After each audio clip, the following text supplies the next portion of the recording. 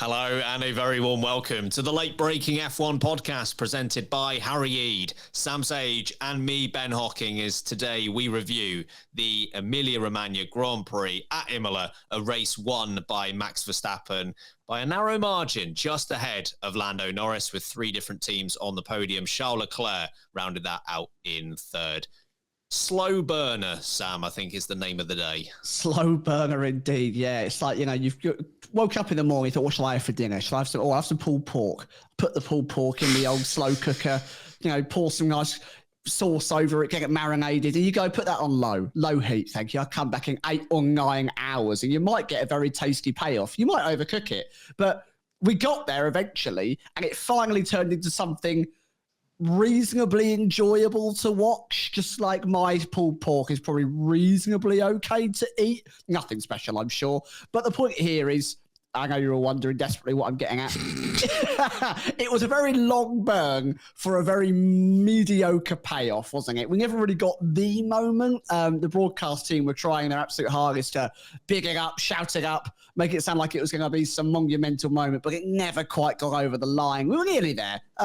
Harry, you're back. Nice to have you. Thank you. We're all here for once, which is good. Yeah, you're right. It's like to go along with the same analogy, it's like Christmas Day where you don't put the turkey in on time, and everyone's a little bit hungry by the time it comes out, and it's a bit touchy with it, and yeah, it's not quite, even though it's still delicious, it's not quite when you wanted it. Not crispy. Yeah, it's just not quite when you wanted it. So there you go. There's 2 food analogies to kick us off. Ben, I bet you're delighted to be here.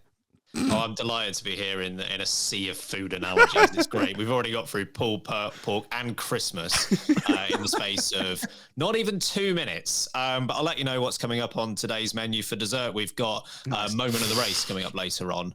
But we might as well start with our starter, which is Max Verstappen. Narrow win over Lando Norris. It didn't look like that was going to be the case for the majority of this Grand Prix. Verstappen opening up a gap of over 7 seconds at one stage, but closing laps, Lando Norris was able to reel him back in to the point where he very nearly got in touch with him on the last lap. Didn't quite get DRS on the start-finish straight the last time around.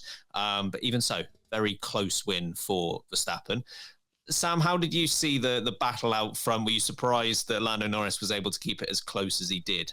I was actually more surprised at the start of the Grand Prix than I was at the end of the Grand Prix. I was more shocked at how far Verstappen was able to run before the rest of the grid started to put their foot down and close that gap again. With the way that car's been running and the feedback that Verstappen's been giving over the weekend so far, through practice 1, 2, and 3, not happy. The guy doesn't enjoy the car. It's not performing how he wants. The turning isn't where he likes it. We know he likes a very aggressive car as Max Verstappen, one that he can really pivot it. And he wasn't getting that. And it's a track that you really need to be able to get that change of direction locked in. It's such a fast-flowing circuit that if you can't get the car whipped across the circuit in the many chicanes that Imola has, you're going to struggle. And that's where he was struggling previously. So to watch him not only secure pole position, of course, on Saturday, but then to eke out a several second lead over the likes of Lando Norris. That was the bit to me that was surprising. Lando Norris himself came out over the in an interview at the end of the Grand Prix before the podium ceremony, and they asked, a couple more laps, do you think you could have got in?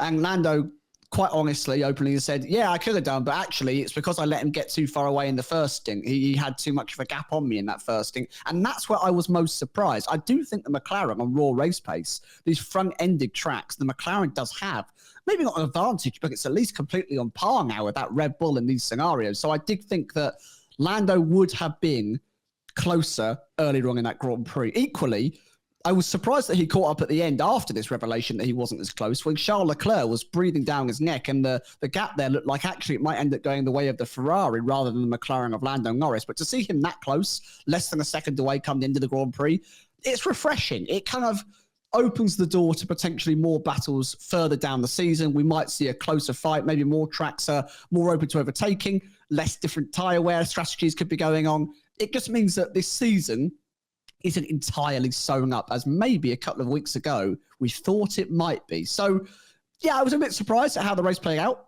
but it's promising for the rest of the season, I think. What did you make of it, Harry, between the top two? A bit of a race of two halves, I guess you could call it. Yeah, I this might seem slightly hyperbolic, But I think that might be one of Max Verstappen's best ever weekends. I truly think that car didn't deserve to be anywhere near pole position or a race win. That's not to take anything away from Lando Norris, but I think the pole yesterday was incredible. And I think the way he managed the race today was equally as special. You mentioned the first stint, Sam. He just took off. And yeah, Norris probably left him get too far. But I don't know whether if Norris had an answer, then he would have obviously stayed with him. So I don't think he did at that point. And even towards the end, when Norris was, catching him at a rate of knots, Verstappen clearly saved a bit in hand, let him get a bit closer, but then had enough to hold on. He obviously saved a bit of tyre life for that. So I think it's up there as one of his best weekends for Verstappen. But yeah, for the rest of the season, this is encouraging. It's exactly what we said in the preview. I don't care if Max Verstappen still wins every race this season, as long as we get, well, not that race, but the last 10 laps of that race for the rest of the season, because that's all we want is a close fight for the win. So it's very encouraging if that's what it's going to be like going forward. I'd like it for the full 100% of the race rather than 10% going forward, but I'll take 10% over no percent. So yeah, it was. I enjoyed the last stages of that race, and I just hope that's how it continues, because that's all we asked for. It's a bit of a fight at the front. Yeah, I came away with the same conclusion as you, Sam, in that the first part of this Grand Prix surprised me more than the second half, in that no way in practice or qualifying did I anticipate Verstappen to pull away at a gap of about 0.3 per second throughout that entire first stint, to the point where it was about 6 or 7 seconds that he had as an advantage over Lando Norris. And it was looking like at one stage, if he was to carry that through for the rest of the race, his winning margin would have been about 15-ish seconds, which for Verstappen and Red Bull is about right. It's been bigger than that at some circuits, but 15 seconds is fairly standard of a race win for Verstappen. But really, that second half, it was really impressive first from Lando Norris, because it was not a strategy that came without risk, in that at one stage he was within the DRS of Charles Leclerc behind him. Like, he had to fully risk saving his tyres to the extent that he did, to the point where that Ferrari could have feasibly overtaken Lando Norris, but I think he managed it very well, to the point where Leclerc was able to get close for a couple of laps. But then all of that hard work in terms of that tyre saving, it paid dividends, in that he was able to catch Verstappen at a very quick rate of knots. I do agree with what you said, though, Harry, in that I think Verstappen's management out front was very impressive, particularly given he had a couple of off-track excursions early in the Grand Prix, so he could not afford, as GP very rightly said over team radio, he could not afford to make an error with Lando Norris a second behind him, because he would have picked up a penalty, which would have cost him that race. And even though Lando Norris has said, give me a couple more laps, I think I could have had it, I disagree. I think Verstappen would have had enough to see him off. Even we had so many instances of it today, right, where a car was faster than the car in front, but unless that tyre offset was massive, you weren't making that overtake done. So I think Lando Norris could have feasibly sat behind Max Verstappen for 10 laps and been half a second behind, but actually overtaking him, catching is one thing, passing is another, as the great Murray Walker once said. And I think we would have seen that if that race had been 10 laps longer.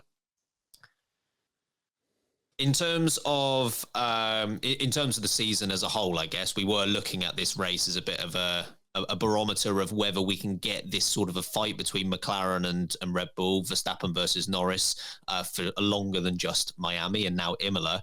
Sam, are you encouraged in that regard? 100%. Lando Norris seems buoyed by that victory in Miami, and he said it again after the race. It hurts in a different way not being able to get the victory now that you've already picked one up and you know how sweet it tastes. And I think it's going to spur him on. The car is surprisingly very good. I thought out of all the competitors that were lined up behind Red Bull, I must admit, I didn't think it was going to be McLaren were the ones that were going to be the first to come on a par with Red Bull. And I don't think it's going to be there every single Grand Prix. I wouldn't be shocked if we see certain races where the McLaren doesn't race as well as Red Bull. I think, for example, when we get to Monaco, I don't think the upgrades are going to be as effective as they were at the likes of both Imola and Miami. I think that the track personality is so different that I think the likes of the Red Bull build combined with Max Verstappen's prowess, the ability that he has behind that wheel, which I agree with Harry, was so sensational this Grand Prix. I think it will make the difference. I don't think Lando Norris is on that cusp that Max Verstappen is on when it comes down to the crunch point just yet.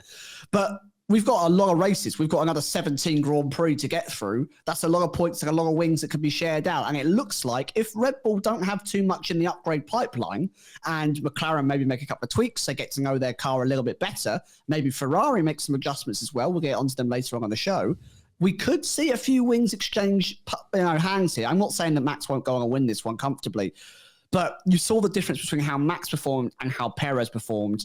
The car is needing to be driven. It's needing to be kind of pushed to its limits. And Max Verstappen came over the radio at the end of the Grand Prix with a big old expletive that we can't repeat on the show.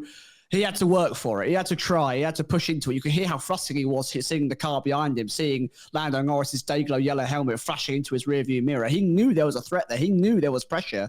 If that can happen every single Grand Prix, we've got a fun season on our hands. What do you think, Harry? I know you mentioned how impressive you thought Verstappen's weekend was as a whole. Based on that, do you think that even if Verstappen is off a little bit in future Grand Prix, a 9 out of 10 or an 8 out of 10 rather than a 10 out of 10, that will give the likes of Lando Norris opportunities?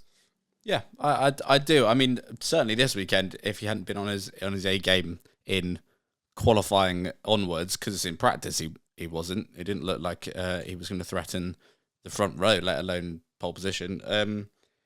Yeah, I think Verstappen, if it continues like this, and that it's difficult to say that it will, because I think Miami and this race have been very different in the way that they sort of went the way they happened. But if it does continue like this, Verstappen's going to have to step up. And as you say, Sam, we saw it with Perez, who couldn't step up and was mired down at the back end of the top 10 for most of the race. So it's exciting. I'm not suggesting there's a title fight on our hands, but it certainly looks like we might have some different challenges for race wins each weekend. And if Ferrari can deliver on the promise they showed on Friday, chuck another team in there, because McLaren certainly are there at the moment. And even if we don't have that fight in the Drivers' Championship with Verstappen running away with it, we do now have a situation where there are 12 points separating Charles Leclerc, who's now in second place in the Drivers' Championship, Perez in third on 107, and Lando Norris in fourth on 101. So those three drivers, and Carlos Sainz isn't that far behind, to be fair. That is potentially an exciting fight for the rest of this season. Should we have a look at Driver of the Day? There's some weird nominations coming through, so play that jingle. Let's get into it. Sorry, Sam. I've never been that eager. The verdict is in. You're the driver of the day. You're the driver of the day.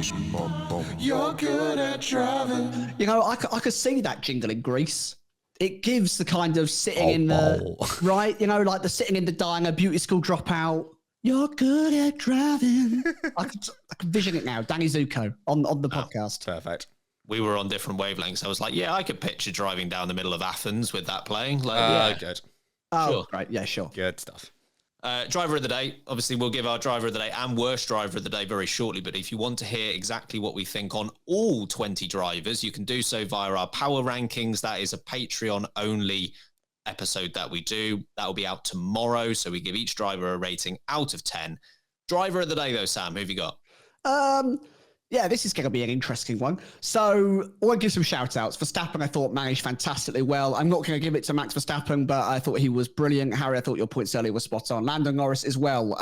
Did a great job at holding off Leclerc. Got that move done on Perez after the stop that he made, where he had to get it done to make sure the strategy worked, and he did. And of course, he gave us a lot of entertainment at the end. Yuki Tsunoda, hello, ran the outside. Absolutely loved it with Hulkenberg following him as well. Sensational driving from Yuki. I can't believe I'm going to say this.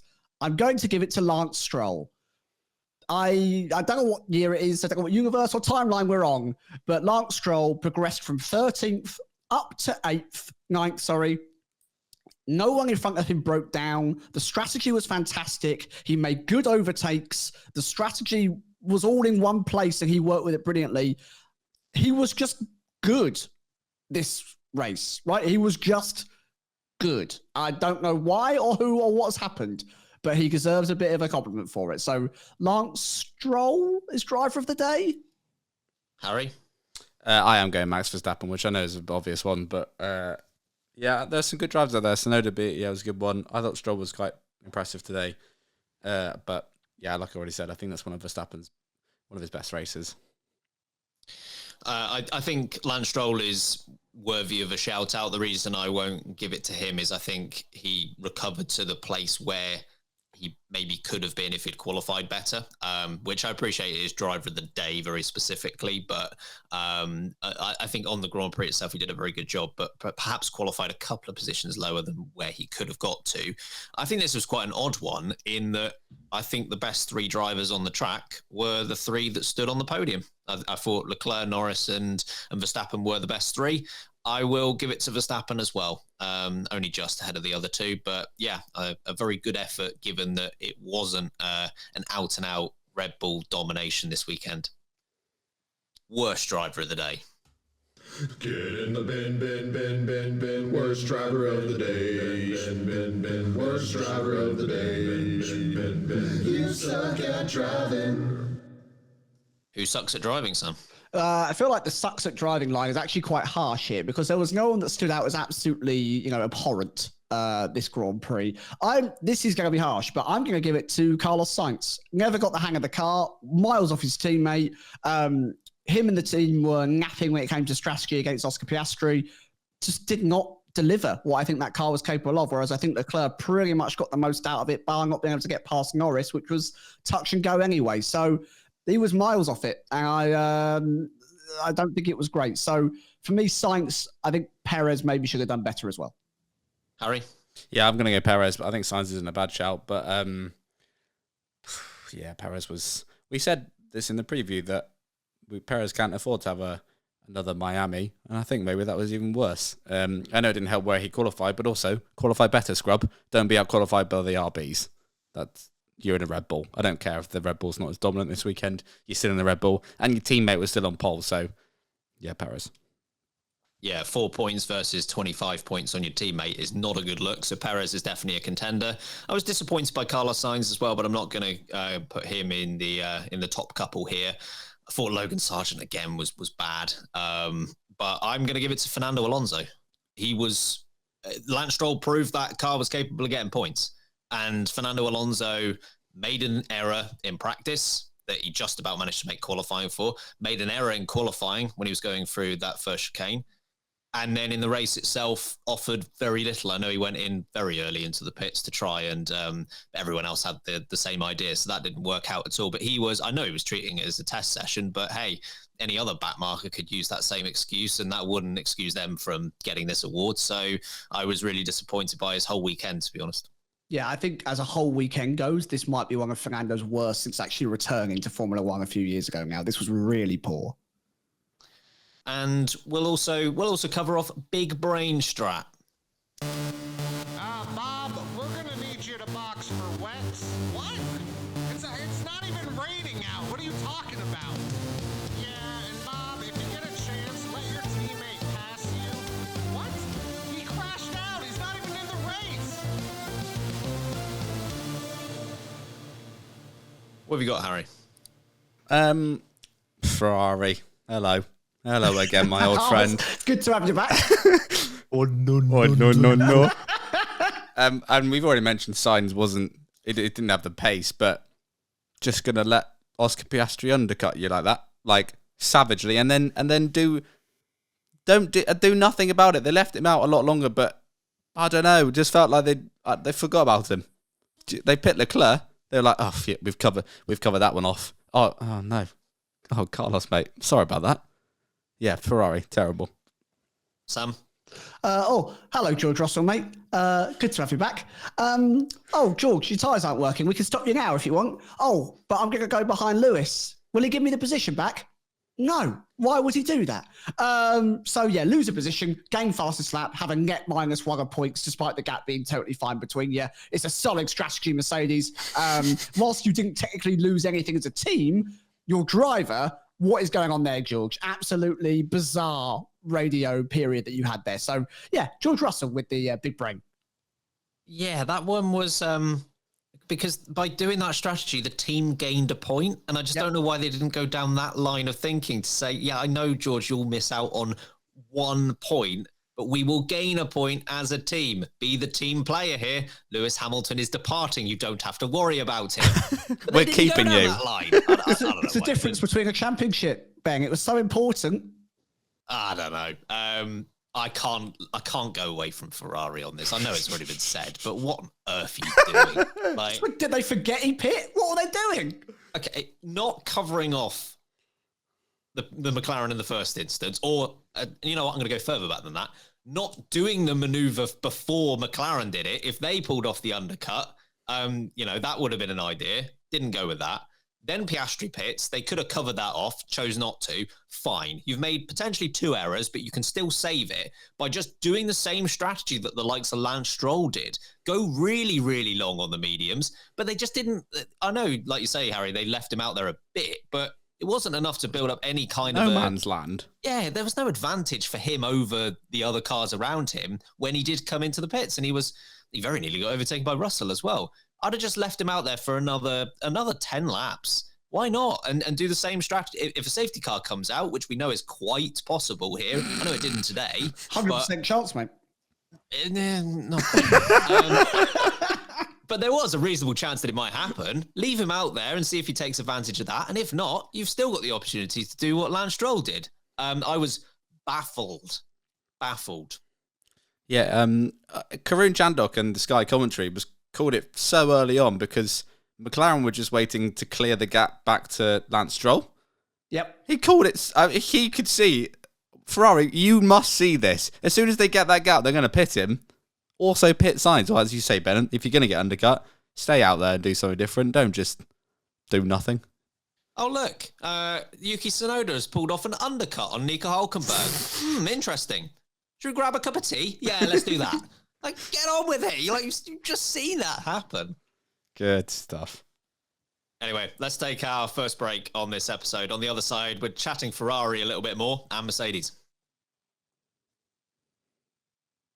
Okay, Ferrari did manage to get 1 car on the podium, which is somewhat significant because it's the first time since Michael Schumacher that a Ferrari has been on the podium. 2006, the last time. 18 years ago.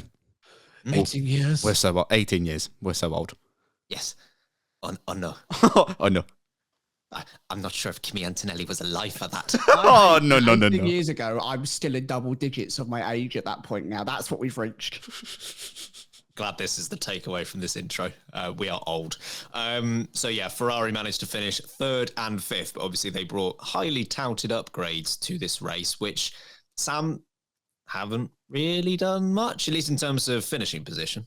Yeah, I felt like whilst they were kind of close to McLaren, and they obviously beat Sergio Perez, I do think that was more a letdown on Sergio Perez's side. And I think that the racetrack ended up sparing their blushes a little bit. I think if we were at a racetrack if we were at a Bahrain, for example, I think Oscar Piastri had the pace to fly past both the Ferraris at sorry guys, the ice cream van's just gone back past. If anyone would like one, let me know.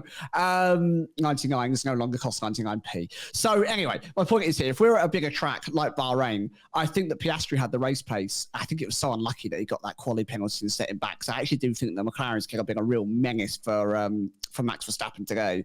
So I don't think they've delivered on the upgrades that they've come out and said. Carlos Sainz says it will wipe any advantage away. Charles Leclerc was very adamant that these would be a real step forward. And Freddie Vass, in all of his brilliant wisdom, came out and did say, actually, it's going to be a small step forward. We're quite reserved about it. You know, it's another nice step in the right direction, but do not expect to see a revolutionary change. And that's exactly what we got. They're still in the fight. They're still kind of there with McLaren, but they are still behind Max Verstappen in that Red Bull. I think they're going to come away from here and hope that these upgrades perform better.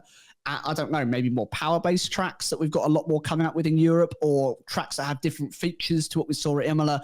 Because if they were hoping for a perfect weekend here, they're going to go away very disappointed. The fact that they were the 3rd fastest constructor overall in basically a 3-way fight is not a good look when you bring that many upgrades to a circuit.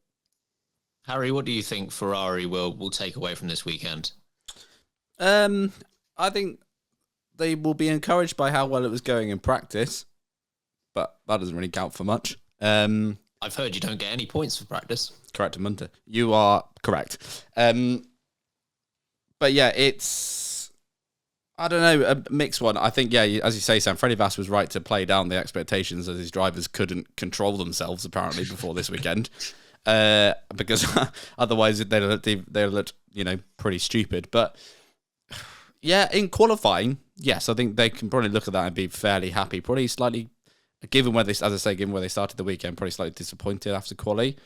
But yeah, the race pace didn't really do much to their race pace, which I guess is a bit of a worry. But yeah, as they say, maybe this is, as Freddie Vass says, is part of a bigger plan, a bigger package. But yeah, it's not really brought them much closer. And I guess we'll see how it pans out at other circuits like Monaco, and then we go off to Barcelona, which is another entirely different track again. So, 1-2. Hamilton, Russell, first, second, guaranteed. Oh, yeah. My God. Could you imagine? Absolute Spain merchants. Imagine the downloads we get on our episode if that happens. Back to 10th and 11th next race. We'll get on to Merkin. They should not bring up, Mercedes, do not bring upgrades to Spain because you don't need them. And it fools you every year. You bring upgrades and they're like, oh, we're much better now. We're back. Boy, we back. We're so back. Anyway, but yeah, Ferrari disappointed, I guess, but I don't know. It's like a mixed feeling. Disappointed that maybe they're not quite as close as they looked on Friday, but also they were hoping for. But also shouldn't be too disappointed because I think this is part of a bigger plan. Trust in Freddie Vass. Very fast. Very fast. I made a similar point on our qualifying review yesterday, and I feel like if you allowed this weekend to happen, you had qualifying, you had the race, and you had no idea about the Ferrari upgrades, and after this race, you would say, someone was to go up to you and ask, so yeah, those upgrades work quite well for Ferrari, don't you agree? Your response would be, they had upgrades? Because they were just roughly where they've been this season so far. Like, arguably they were a little bit closer than they have been at some races, but at the same time, third and fifth for a team that is sat second in the championship is fairly standard. I think, like you say, in practice, it looked far better than in the race itself.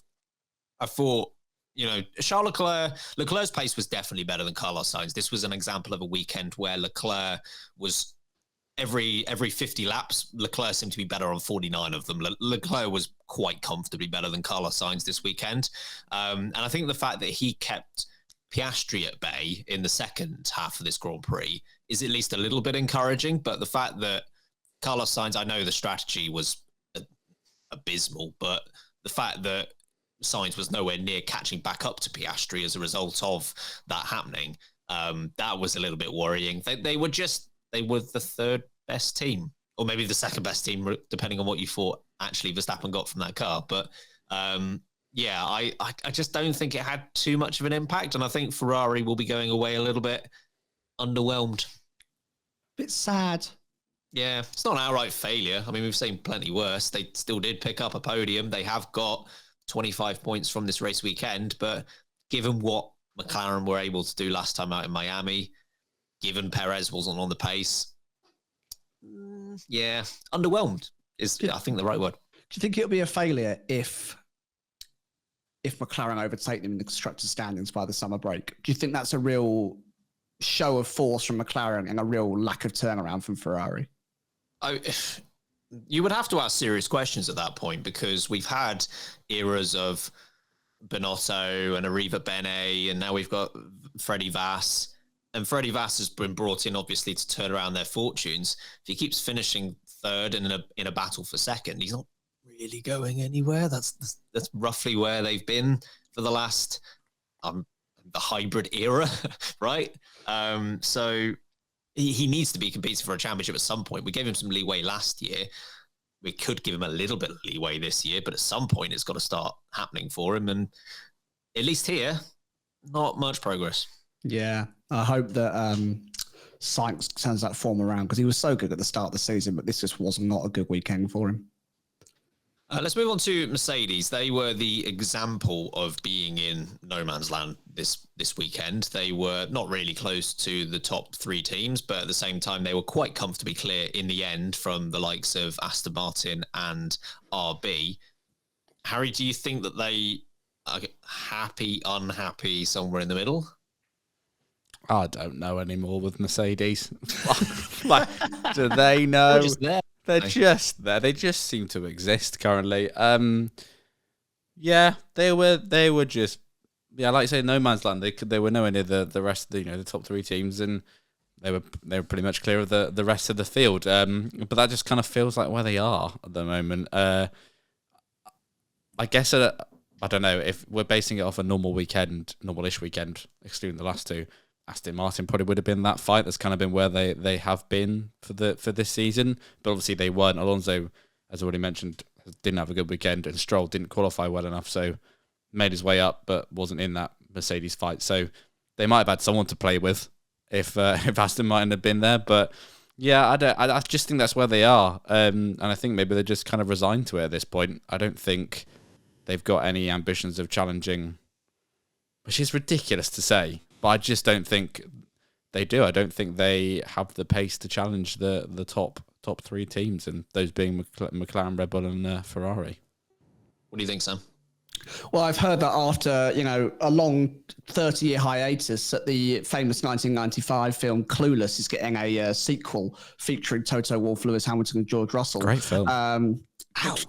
Great film, but you know what? It needs a new cast, and they've got one, I hear, because You can't recast Paul Rudd. he still looks as good as he did. Exactly. So get him involved. I'll take it. They just don't know, do they? They don't know. Yeah, okay, they took a step away from Aston Martin, who I think, actually come results time, there was one spot between Stroll and George Russell, and that was Sergio Perez. And you'd argue most of the Grand Prix, Perez is still going to be further up the grid than those Mercedes truck cars. Fernando Alonso would arguably be closer to the Mercedes than what Lance Stroll was able to achieve.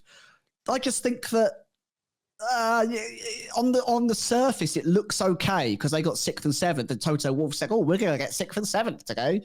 Yeah, but actually Perez performs well. You get 7th and 8th. Alonso has a better weekend. Maybe you get 7th and 9th. It's not really any better. They had a little spell towards the start of the race where actually the gap between Russell and the Piastri, Sainz, Leclerc fight was only a couple of seconds. And it kind of stayed between that kind of 2 and 4 second period for quite a few laps. And that was promising. That's the one thing I've taken away from this weekend that I thought, this is promising. Their race pace is okay. But come the end of the Grand Prix, even with battling, even with the fact that the Mercedes had total clean air and those cars in front were fighting with each other, the gap ended up being 11, 12, 13 seconds. It's still a very large gap that you've got to fill out. And if that was the gap between first and second, we'd argue that it was a dominant victory. So the gap between all those teams and Mercedes is still a chasm that they're going to have to cross with upgrades. And I still don't think they understand what those upgrades are, where they're needed, or how they're going to work. So it's good to see that they've taken a step away from the likes of RB. They should have done that already. It's good to see that they've taken a step away from Haas. That should never have been a question, but there they are. And Aston Martin had a bad weekend, and Perez wasn't great. So, yeah, the position was okay. I do think there's a lot of things that kind of went their way this weekend. I think this could be the worst indictment of where Mercedes are at the moment, but I feel like both Hamilton and Russell could have had 10 out of 10 race weekends, both of them. They also could have had 5 out of 10 race weekends, both of them, and their result would have been exactly the same.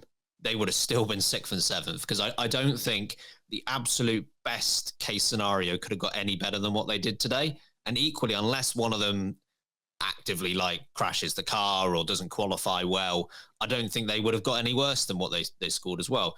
I had the same takeaway as you, Sam, in that George Russell, I thought, at least early on, was doing a pretty good job of staying roughly with the cars in front, which points to the fact that, I don't think they would need a gigantic step forward to get on the back of them. But at the same time, it's still a big enough gap that this is where that car is. I think at this point, we can just turn around and say, this is where Mercedes are. And, whether Aston Martin get back to battling with them, whether some of the other midfield teams can make a step forward or not, I don't know. But this fourth place no man's land might be in their future for the majority of this season. What do they do? Apart from Spain, what do they do? Do they just bin this season off and focus on 2026? I mean, to me, that makes you've all already that. had that discussion, right? And Toto Wolff has said no. Which just doesn't make any logical sense to me. I imagine that they've got enough power in the bank that they could probably finish fourth again next season without too much thought behind it. Put all your resources into 2026 and try and come back stronger. Yeah, we'll soon see on that one. Bold predictions. Oh, you've said Sam. Does that mean you got it right? If I got it right, it'll be a bit more of a This was more of a like a pained This is just reminding me I forgot to change my fantasy team again. Oh no! For Christ's sake! I even put Lando Norris as my times 2 driver this weekend, so I'm very happy. Anyway, sorry. What was your bold prediction, Sam? I said there wouldn't be a Red Bull on the podium, and up until Q2. I thought there might have been a chance. Looking pretty good for a while. It was all right. Then Max Verstappen. Yeah, he is pretty good at the F1. So that's a nil point for me, 25 points for him. Oh, and a sim win race on the same weekend. Sure, why not? Harry, your bold prediction was? Well, I was going to say the same as Sam, but obviously he said it before me, so then I changed mine, luckily, because that was wrong. But then I said Kevin Magnussen would get more penalties than he did in Miami. Cleanest weekend of his life. Absolutely clean as a whistle. He had a great race. There was one point when he was out of a move. Exactly. Kevin. Goodness sake, man. Anyway, so that wasn't right either. Yeah. And I said that there would be a new winner this season in that we've had Sainz, we've had Verstappen, we've had Norris. There would be a fourth different winner. So obviously I was on the edge of my seat as race winner Lando Norris and race winner Max Verstappen battled away at the end of the Grand Prix. Either way, you'd have been wrong. Bring out the Abakai. Honestly, I was like, throughout practice, Charles. Go on, Charles. A bit of Oscar sprinkled in. Go on, Charles. Not happening. Right, let's take our second break on this episode. We're going to be discussing Sergio Perez a little bit more on the other side. So Sergio Perez, as we discussed in our qualifying review, unable to make it out of Q2, qualified 11th for this Grand Prix, went with a different strategy, started on the hard tyres where everyone in front of him started on the mediums, went long into this Grand Prix, used the medium tyres to make up some positions at the end of the race, which was good enough for 8th in the end and 4 points. Sam, what do you make of his Grand Prix? I like that he tried something different. If you're going to make the mistake, as he did in qualifying, and not get through to Q3 where you could be competitive, I appreciate that they didn't just go, stick him on the mediums and see how they rang. We know how hard it is to make an overtake here at Imola, and I am going to use that in Perez's defense. It is difficult to get past other people despite having a clear car advantage. It's one of those tracks that you need to be like a second a lap faster to get the move done. And we saw that, right? Once he moved on to the medium tyres, we saw the difference in tyre wear come to play, and he was able to cut through the midfield markers to get himself back to behind the Mercedes. The problem I had with that is once he got to behind the Mercedes, he went nowhere. He just didn't move in comparison to those cars. He was on fresher tyres. He had clean air in front of him. The gap was 30 seconds once he got into the position behind the Mercedes. And at the end of the race, before George Russell made his pit stop, the gap was 26 seconds. So he gained 4 seconds over the course of about 20 laps. That's really, really poor. He's just lacking pace. It was one of those Grand Prix where Sergio Perez just got stuck in himself. It's like he had nothing to drive for. And that's worrying because if he hasn't got the motivation to keep going, keep pumping in fast laps, keep hunting down those in front of him in a superior car, then what's he going to be doing for the rest of the season? Because that does make me worry a little bit. So it started off bad. He tried to do something different with it. It didn't really pay off at all. Got himself into the points, which was the bare minimum in that car. And then when he did get some clean air on better tyres, nothing else really happened. So really suboptimal weekend for him. What did you make of the recovery of 3 places, Harry? Yeah, it wasn't great. Sorry, side note. If you can hear banging and drilling, apologies, everyone. No, okay. My neighbours are doing building work because obviously they know I'm doing a podcast now.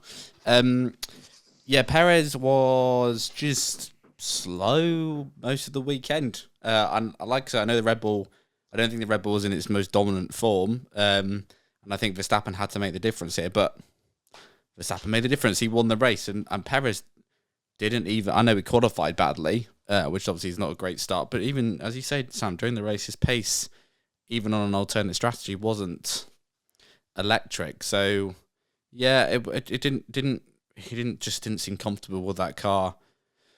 I know both of them didn't really for most of the weekend, but definitely Perez more. He obviously crashed in final practice, went out in Q2, and then he fell off the road during the race as well. So that didn't help his cause. So yeah, just a disappointing weekend for Sergio. I really hope that isn't a sign of things to come. I don't think it is, but I sincerely hope not for his sake. It is often really difficult to judge pure pace at Imola because most of the time it does end up being this massive long DRS train, and you end up getting these 1 to 2 second gaps separating the drivers. So I think for the first half of the race, when Perez was on the hard tyres, which I think was the right idea, by the way, it was really difficult to assess, okay, how much, if he had clean air, could he actually get out of this Red Bull? And like you, Sam, I was very interested to see, as soon as he got clear of the RB drivers and the like, you know, what has he got? 30 seconds, as you say, between himself and the Mercedes. Okay, you've got clean air now. What have you got? And the answer was not much. There wasn't much there. And I exactly the same situation. I was like, right, 30 seconds, mental note to myself. Okay, let's see where we are in a few laps time. Look back up.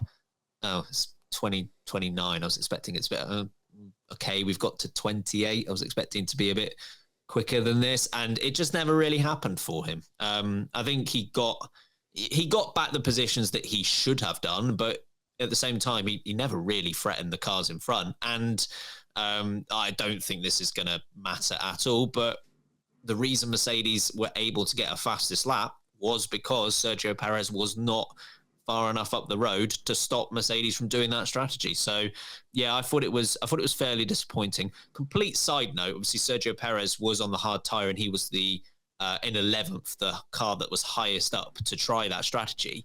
I'm not saying the old Q2 rule where you had to race on the tire that you qualified in Q2 was ever correct, but it would be nice to see a bit more variety and strategy from the leaders.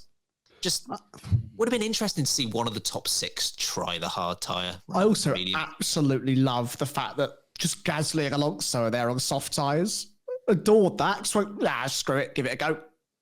Yeah, I didn't mind. The idea is, can you make 2 or 3 positions at the start and then just be the first drivers to come into the pits for hard tyres? So I don't mind it, but I don't know. There's not much of an incentive for, even with McLaren and Ferrari having 2 drivers up against the 1 driver of Verstappen, it still wasn't enough of an incentive for any of them to go, let's try the hard tyre to start things off and go long. There wasn't, I don't know. It'd be nice to see it in some way. I completely agree with you, Ben. Switch it up. Come on. Make it exciting.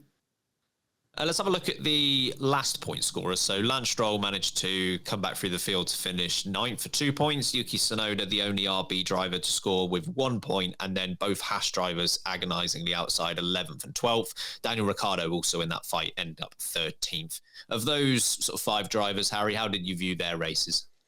Do you know what? Fairly similar. I don't know. I feel like there were obviously a couple of standouts.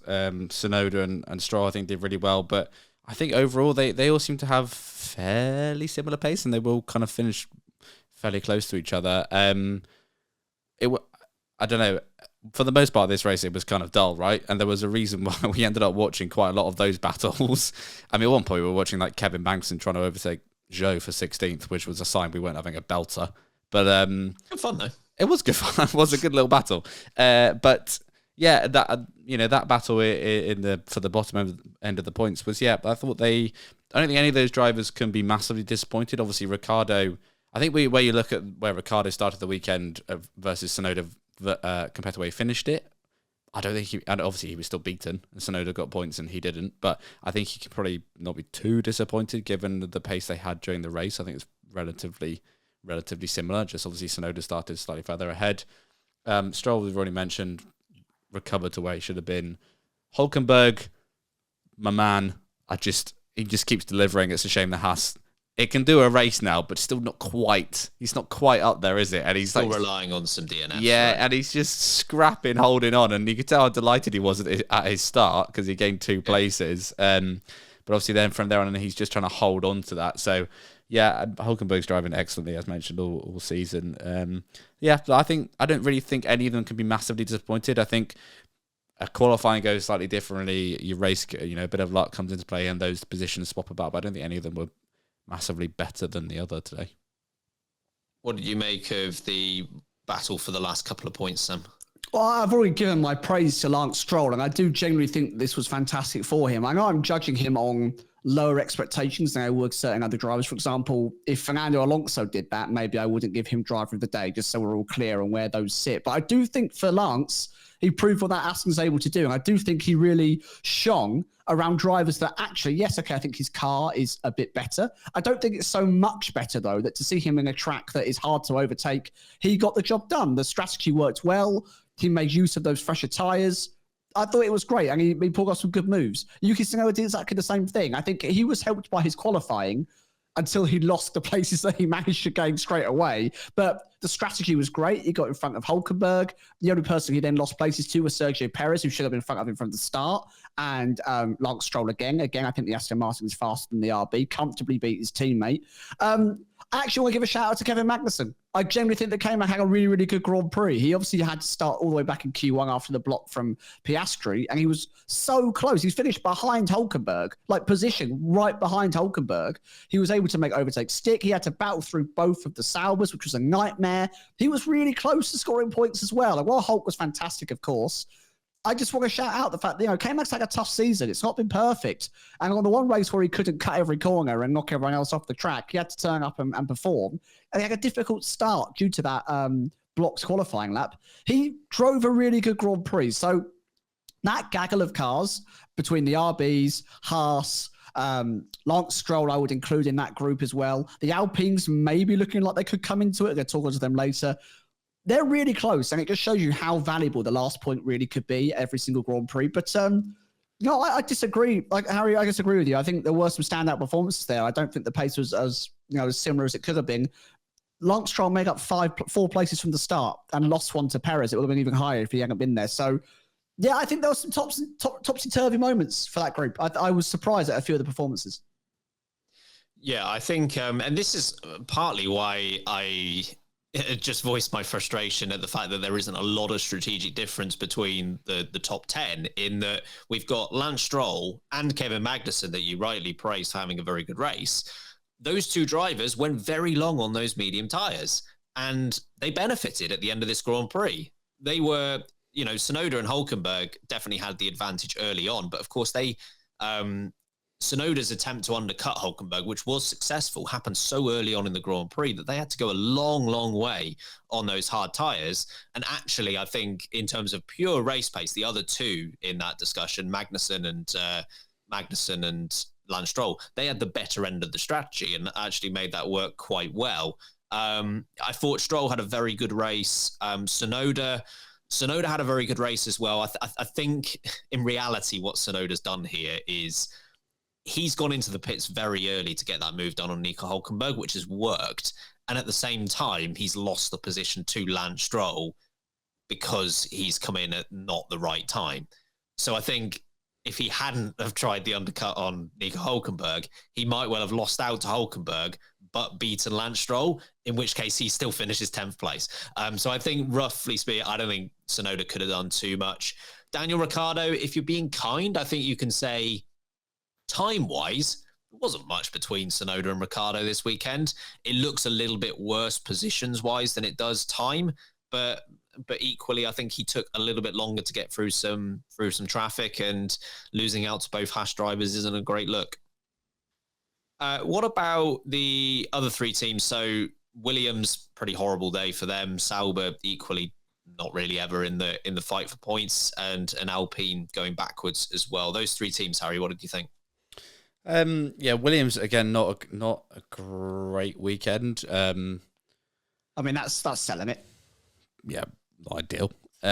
Put 4 tyres on your car, please, next time. Their pace wasn't good again, and They didn't help themselves with Albon's pit stop, which kind of relegated him to, that was his race done then. Sauber, yeah, I don't think they it wasn't terrible from them. They weren't, I don't know, some races they've sort of troubled that top 10 battle, but they weren't really in that this time, to be honest. So it was okay from them. Alpine, very confusing, because at some points this weekend they looked excellent, and then I looked at one point and suddenly Ocon was in 19th today, and I was like, what? How's he ended up there? Why are you so far down, Esteban? I enjoyed him and Alonso having their now Winkley farting around at the back end of the field. Enjoying that a lot. Keep that one up, please, Esteban and Fernando. But yeah, I don't know. Alpine were kind of strange in that their weekend seemed to start off better than it ended. It just seemed to get worse as it went on. So yeah, it's difficult to read for them. Sauber, I don't think they can be massively disappointed. I think it's just kind of where they are. But yeah, again, Williams. It's whereas at the start of the season, maybe we could say they were just trying to find out their car. I'm worried that this is just where Williams is for the year. And again, I know they've got a bigger plan, but it's not great for them considering where they finished up last year. Yeah, I think Williams' blushes could be saved a little bit because of weirdly what happened with the pit stop and Alex Albon doing that very slow lap and then pitting again, in that we never really from that point on saw representative times for him versus the field, which is probably a good thing, because when he was in that mix with the other drivers, he was not looking very quick at all. Like, he was the one driver that was really struggling to stay in the DRS of the car in front. I can't immediately off the top of my head remember who it was, but he was about a second and a half behind the car in front, whereas he was under pressure from whoever was behind. Logan Sargent, you know, him not having the pace is hardly brand new information, is it? But Alex Albon has generally been in that fight. I don't know if he would have been today. So it was not a good weekend for them. Sauber, yeah, pretty anonymous. Valtteri Bottas, they tried their best to go like 54 laps, I think it might have been, or something like that for Valtteri Bottas on the hard tyre. Basically dead by the end. Zhou Guanyu, not really able to offer much more. Alpine. Alpine. They are so slow in a straight line, and if they weren't, this might have actually been all right for them, because Esteban Ocon, I've got two gripes with Alpine. Number one is just they have a slow car in a straight line, because Esteban Ocon spent about 90% of this race like 5 tenths behind another car, Fernando Alonso being the main culprit of that. And then obviously as soon as Kevin Magnussen pulls up, he's able to get by. But the other part is the strategy, because with Gasly, not really sure what you were trying there. 2 stops at Imola don't usually go very well. But also with Esteban Ocon, just do the same strategy as Stroll. Now, I'm not saying he would have finished in the same spot as Stroll. He was quite a few seconds behind him, but he wasn't that many seconds behind him. But for whatever reason, they pulled him in way too early, to the point where, as Harry's already said, they came out in 19th place behind Fernando Alonso. And Alonso is not just going to go, me old teammate, go on by and use the 7 seconds of clean air I've got in front of me. He was stuck behind him for ages as well. So I think Alpine properly messed up the strategy. They were slow in a straight line. And I'm not saying they could have got points, but they probably should have been in and around where the Haas guys were. Should we take our final break of this episode? Got moment of the race. I just won't comment on their form. It's fine. Well, I don't care about what you're going to say, son. No, we'll move on. Move what the race is. You've said enough, son. Well, I went to you first, Sam, and I didn't get up. No, it doesn't matter. I haven't got anything useful to add. Okay, here's your challenge. Those 3 teams, 3 words or less to describe their race. Okay. Alpine, nose, Leica, ski slope. They're 2 abbreviations. That's like 5. Hang on a second. I love that. Williams, what are you doing? Nice. Excellent. Sauber, nobody's home. Good. We'll see you after the break. Cheers, everyone. Oh, gosh. Nobody's home. Okay, we've got moment of the race now. And of course, we have got, as always, our submissions via our Discord server. If you'd like to get involved with moment of the race or under pressure submissions that we do on our preview episodes, the link is in the description. But moment of the race, before we get to our Discord submissions, we give ours. So, Sam, what have you got? I'm gonna give mine to Yuki Tsunoda. That outside of the move on Logan Sargent, I know it's Logan Sargent, but I thought it was brave. He had to get it done. Hulkenberg breathing down his neck. It was nice to see a proper move going into a corner, into a braking zone, and not a DRS pass. And I liked it. So well done to him. He's really been on it, and I do think that maybe we should be looking at him for that second Red Bull seat. I don't think he's dismissed himself. He's put himself into the running. So love that. Well done, Yuki. Would have been great to see it live. Oh, I mean, can we see anything live? Goodness me. There's Perez. Yeah, Perez, I think he's making the move. Be nice to see it. Karun Chandok calling it because he can see it in real life is not how I want to see an overtake. The TV direction all over the shop was awful today. At one point, a banner came up saying Lewis Hamilton pit lane start. And that was actually going to be a contender for my moment of the race. halfway through the race. Good. Madness. Harry. Couple of contenders. Alonso's brakes just setting on fire and him being like, my brakes are on fire. Yeah. Let me just turn the wheel a bit. So, I mean, calm. Very calm. Oh, my brakes are on fire. And they're like, okay, Fernando. Sure they are. Yeah, whatever. Yeah. All the excuses. He's actually got a match, just like, it's my excuse. Another one was, I think it was George Russell attacking Perez. There was a Mercedes trying to attack Perez. They went through Tamburello. They were like cutting back. It might have been Hamilton, actually. I can't remember. It was Hamilton. They were cutting back behind Perez, and they got like the better run through the final part of that chicane. And you're like, oh, we might have a little dive here because we saw Oscar Piastri do it, and then Perez just ran off because the Mercedes is so slow in a straight line. It's unreal. But that was a contender. But no, I'm going for Esteban Ocon around the outside into Piratella. Filthy. That was nice, absolute filth, and that Alpine is slow in a straight line, so fair enough for getting that done on the run up a hill. Because he did it twice, right? I mean, he did it on Lance Stroll defending on the first lap. Yeah. Well. Oh yeah, very good point. I was referring to the Sauber move. But yeah, very good point. But yeah, that's my moment of the race. My moment of the race is something that's already come up, but it was Kevin Magnussen trying to overtake Zhou Guan Yu and going, oh, that looks a bit risky. No. I've got 10 penalty points. Race bang, flashing in front of his eyes. Genuinely think he just saw it coming in front of him like, Man really wants to drive Monaco. Literally on his visor. In this battle over 15th place or whatever the hell it was, I'm going to take a back seat just for a lap. Goodness me. He's now got to do that for another 17 Grand Prix. Yeah. It'll be fine. He'll make it. I mean, not a discussion for today, but there was a report that came out earlier about the various seat changes for next year. And good news for Kevin Magnussen. Apparently, Gene Haas does have some reservations about taking a rookie in Ollie Behrman. So, Magnussen, you might be in a seat for next year. Because he doesn't know him. Doesn't know him. They haven't sat down together at dinner. He did free practice for us earlier, Gene. Don't trust him. Ollie, I wasn't at the track. Ollie, my man, you need to get some FaceTime with Gene, otherwise you're not getting that seat. Just pop round, just a little housewarming gift or something. Hello, I live next door now. Yeah. Right. Moment of the race for our Discord submissions. Got quite a few to get through. Harry, who's first? Is Lance, LJL. What's up, Lake Breakers? This is Lance, friend of the podcast and training here. Better than Lance Stroll. Moment of the race for me, I would say, will probably be Yuki Tsunoda's passes during the race. He was making some great overtakes, and he actually did a good job. I just feel like RB pit him probably a little too early, and he ended up getting stuck, but still job well done, Yuki. Agreed. Yeah, fair point.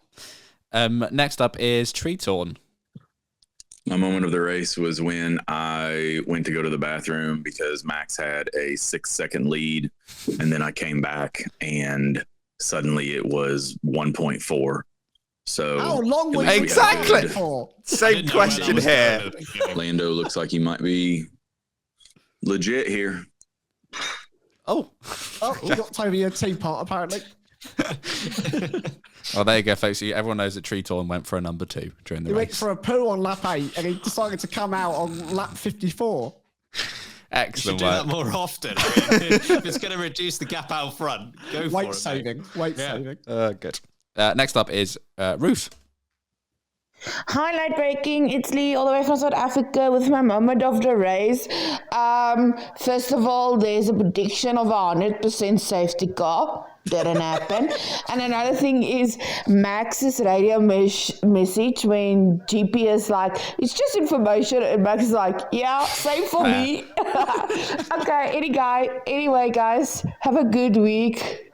Diddle-doo. Bye. Toodaloo, Ruth. That 100% safety car thing is so good. Also, there's a couple of good sassy messages from Verstappen there. Also, Lando Norris when they're telling him to push, and he's like, I am pushing. Yes, thank you, mate.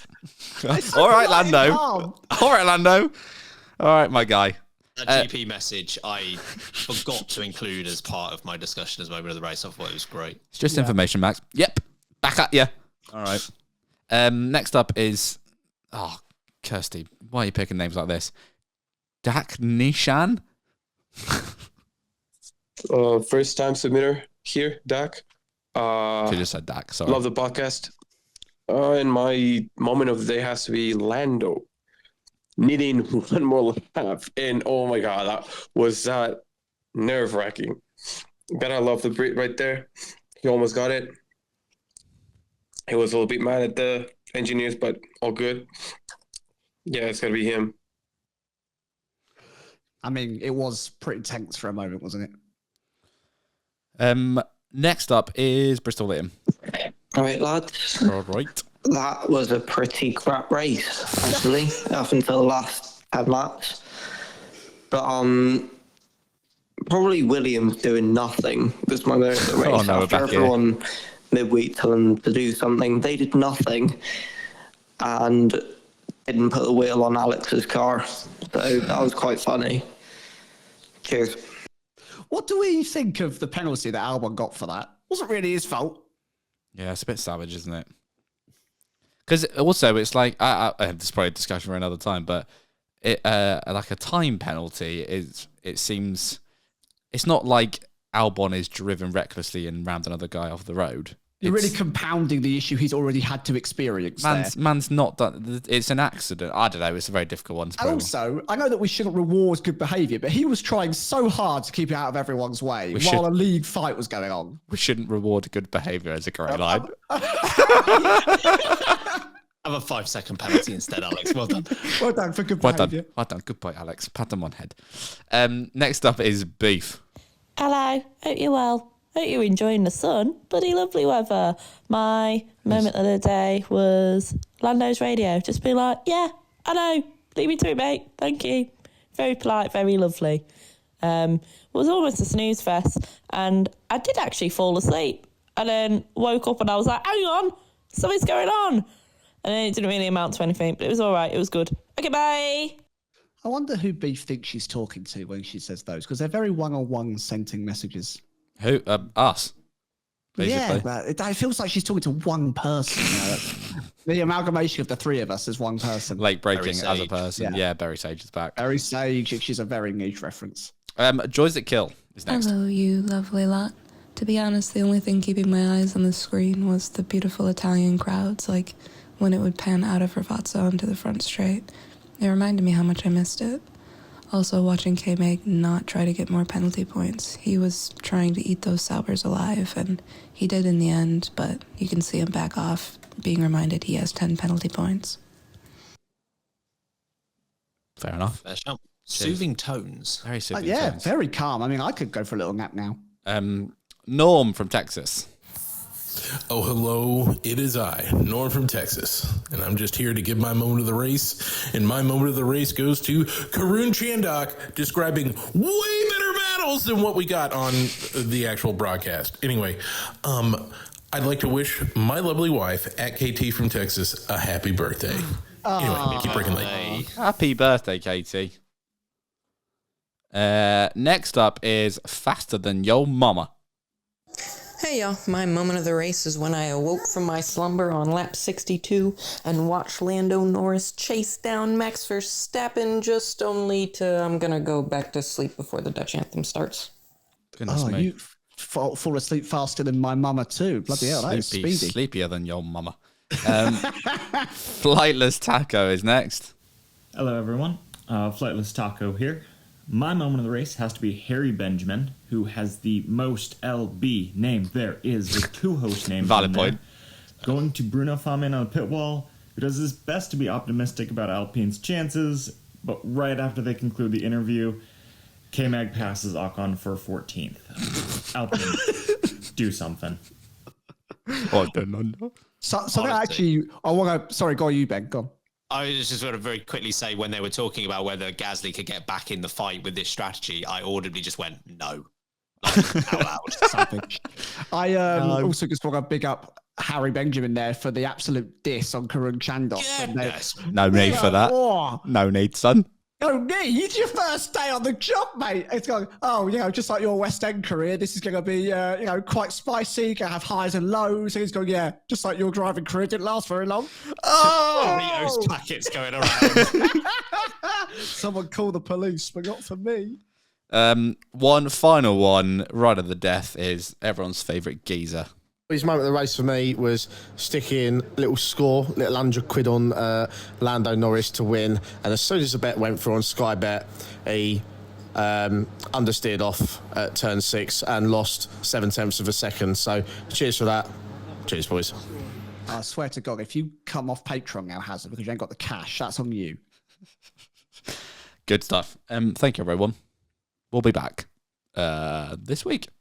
Yeah, you're absolutely right, because from this race, we go directly into Monaco preview on Wednesday. Of course, if you want to check out Power Rankings, though, and have something in between, we'll be recording that tomorrow, and it will be going out tomorrow as well. Sam, if you wouldn't mind getting us out of here. Folks, we enter what I like to call my week of rage. God. Because I have to deal with the most boring Grand Prix of the entire season. So that's going to be fun. Let's make sure it's a banger, everyone. Join in now. Get involved. Make sure you do join us big week for the preview. You can be heard on the podcast if you're in the Discord. The link's in the description. You can get your submission in there for your under pressure moment. We do have Patreon, as Ben's already mentioned. Check it out. Go give it a go. It helps us out more than you know. This has all been video recorded. You can subscribe to us on YouTube, Late Breaking F1. Get closer to that 10K now. Not sure which Silverstone Grand Prix it's going to be, but we will get to that 10K. I think that's going to be it. So thanks for listening. We appreciate you. In the meantime, I've been Samuel Sage. I've been Ben Hawking. And I've been Harry Eade. And remember, keep breaking late.